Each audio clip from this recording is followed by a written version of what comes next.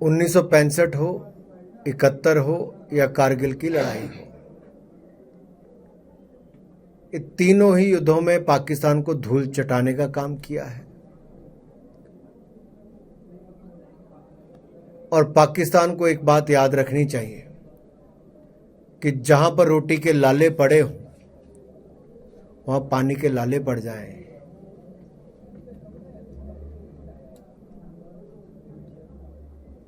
तो खून कहां बहेगा ये तो आने वाला समय बताएगा। कि कहीं भी छिप जाएं, ना बच पाएंगे ना छिप पाएंगे। उनको उनका अंजाम और जहां पे उनका स्थान है वहां तक पहुंचाने का काम किया जाएगा। ये दुनिया में किसी से छिपा नहीं कि पाकिस्तान की धरती नापाक इरादों वालों के लिए,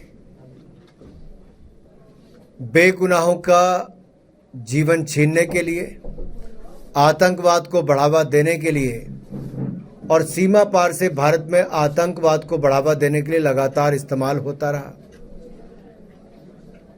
सरकार जिस तरह से संरक्षण और शरण आतंकवादियों को अपनी सरजमी पर देती है वो भी दुनिया के सामने आया है।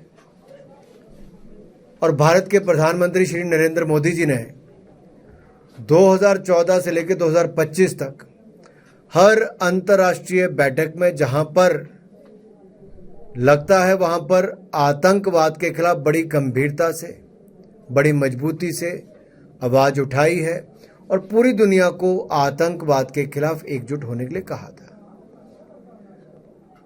पहलगाम की जो कायरतापूर्ण हमला है ये बहुत निंदनीय है।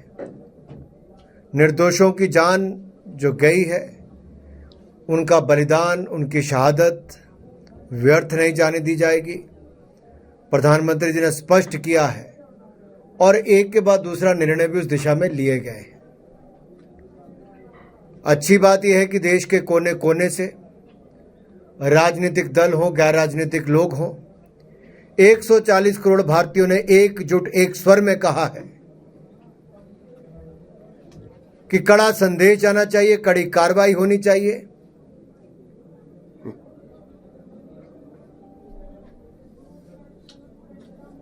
और ऐसे समय पर एक संदेश एकजुटता के साथ जाना जरूरी था।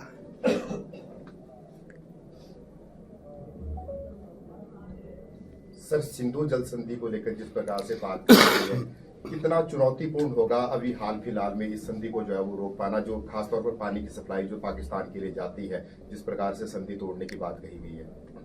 अगर आप संधि तोड़ने की बात करते हैं, संधि को स्थायी तौर पे रोकने की बात है, तो मैं इतना ही कहूंगा, कुछ भी असंभव नहीं, कुछ भी नामुमकिन नहीं।